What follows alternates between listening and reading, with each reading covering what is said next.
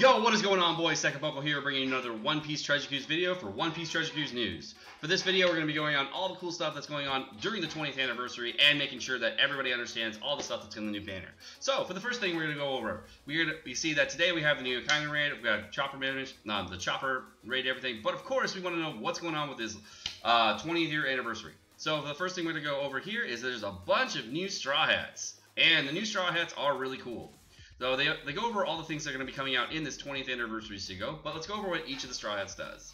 So the 20th anniversary Luffy is kind of interesting. His captain ability is boost characters of a cost below 30 by 2.5. So it's very similar to, let's say, Fortnite Leo and Kairos. And he also is going to boost their HP by 1.3. And after 3 consecutive attacks, perfect, so just like Law, he's going to boost it by a further 1.4. So it's not going to be 1.4 plus 2.5. For that, it's going to be 1.4 times 2.5. And we bust out a calculator here for you right now, and that's going to be, I think it's going to be like just over 3.25. It's going to be like 3.375. Let me just double check that. 2.5 times 1.4 is 3.5, actually. 3.5. So you're actually going to get, for the last 3 characters in your chain, you're going to get a 3.5 multiplier, which is really good. So that means that if you're hitting perfect, and you hit 3.5 multiplier, you'll be hitting just as hard as G3 with that new Luffy with 30 cost or under, and then hitting hard for 2.5 for the first 3 characters. So very good for speed clears, very good for a lot of other content. His special ability is 20% HP cut when his Luffy captain ability and the guest captain counts too. So it converts the slots in the left column to matching, so your entire left board is matching, and it's also going to boost the chain multiplier by 0.5, so just like the raid Kizaru. So that's really good. Moving on from there, we have 20th anniversary Usopp. Of course, it's just a shooter because that's how Usopp is, and he's going to boost attack by shooters by 3.25 following a good, great, perfect. Meh. Delays enemies by 1 turn and changes empty slots and badly matching and bad orbs into meat orbs, which is kind of interesting, but I don't really know if I'm gonna like that. It might work well with Enel, we'll see. And Sailor ability reduces the special of silence for 4 turns on himself. He's okay. I'm not really in love with him, but you know, other people might be. After that, we're going to go into Robin. She is a cerebral character that is going to boost the attack of cerebral use by 2.5, recovered by 1.3. Meh. And special locks herself for 1 turn, which can be removed with bind, and blocks block orbs, typeless damage, and all enemies base amount of block orbs emptied, and boost damage and defense reduced enemies by 2 turns. So it's kind of like a mixture of that Lucci, the super rare recruit Lucci that you saw from the secret banners, and where he boosts his attack against defense characters, also kind of like Miss Valentine from the Coliseum, mixed with a little bit of Rare Recruit or Lumbus. And that's pretty good, but it only, but since it does damage to all enemies, that makes it really good. So far, I like Robin the best as a character. They haven't actually announced what her turns are or anything, and not really sure what that is. But her Sailor ability is also very good. She makes it so that fighter class, if you have a fighter captain, you actually have T and D count as beneficial. So that's really good.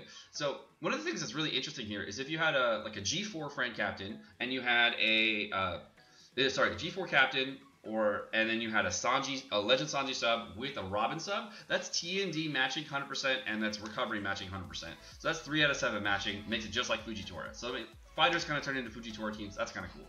And the last character we have on this list, before we go over the last year, is the 20th anniversary Frankie, who is a fighter 2.5 booster and reduces damage taken by 15%. Meh, again. Changes his own orb to Dex and deals 15 typeless hits to random targets and reduces defense of all enemies to 0 for 2 turns. So the really nice thing about this is there are only a few characters in the game that reduce defense to 0. Helmeppo being one of them. This is one of the characters that's really good. I really like this character because he's a character that you can bring. Frankie is not on like every team, so that's great. You can bring Frankie and you can reduce the character's defense to 0, and also really nice there. So I'm pretty sure that's going to be a debuff. So that's if the character's immune, you're kind of screwed. But if they're only delay immune, you should be okay. He also restores his special by 3 turns when he's rewound, which is pretty good. I mean, there have been certain cases where that has been useful. So we will go into that further. Moving on past that, we're going to go into the 20th anniversary Straw Hat Island. Right now that's bugged, so we aren't able to see it as much.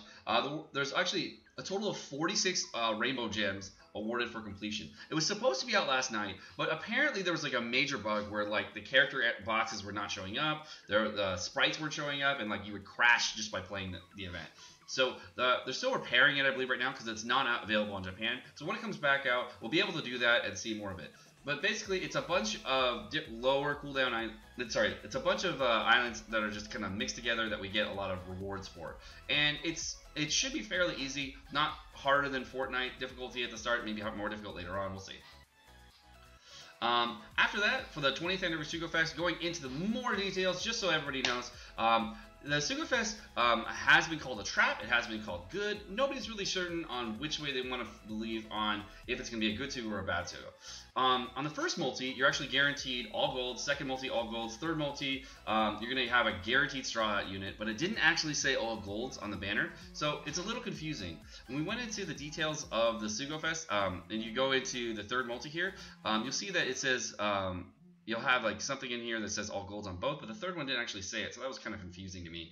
It might be all golds, it might not be, but no matter what, on the 11th pull, you're guaranteed to have a Straw Hat unit for the 20th anniversary with and on the second multi, that one gets 5 auto heal sockets. So it's kind of cool to get that 20th anniversary characters as a guarantee. I don't know if you really want to pull for the Sugo.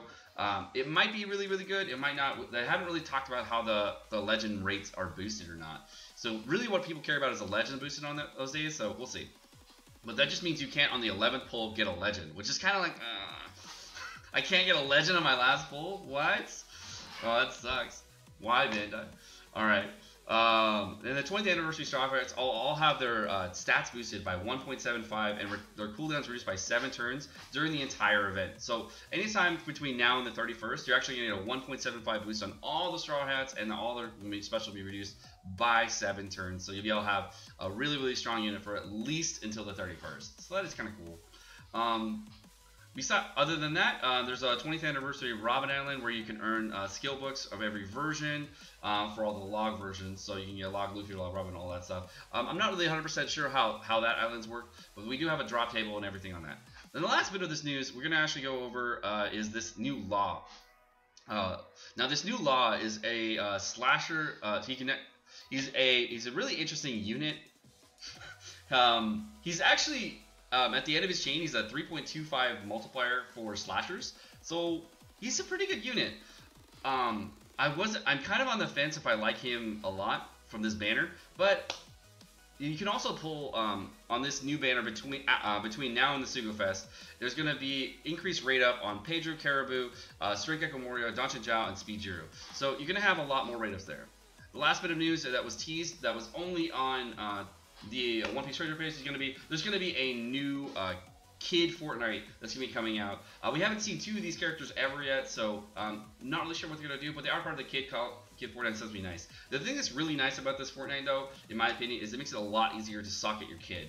Many people that want to socket their kid are not capable of farming the Kid Coliseum, and that's okay. I mean, it's a pretty hard Coliseum when you're first starting out the game. If you're before level 200, it's probably pretty difficult for you, so just know that this is probably an easier way for you to socket your kid and get your characters level below. We do have some other characters coming out as far as we have some new items coming out and everything, but as far as like the news coming out for One Piece Treasure Cruise, we're just gonna have the basic set of stuff this upcoming week. You can see the pictures of the new Usopp and the Frankie here. It goes over all the details of what they have, as well as the new Robin on how they look. They do look pretty swag.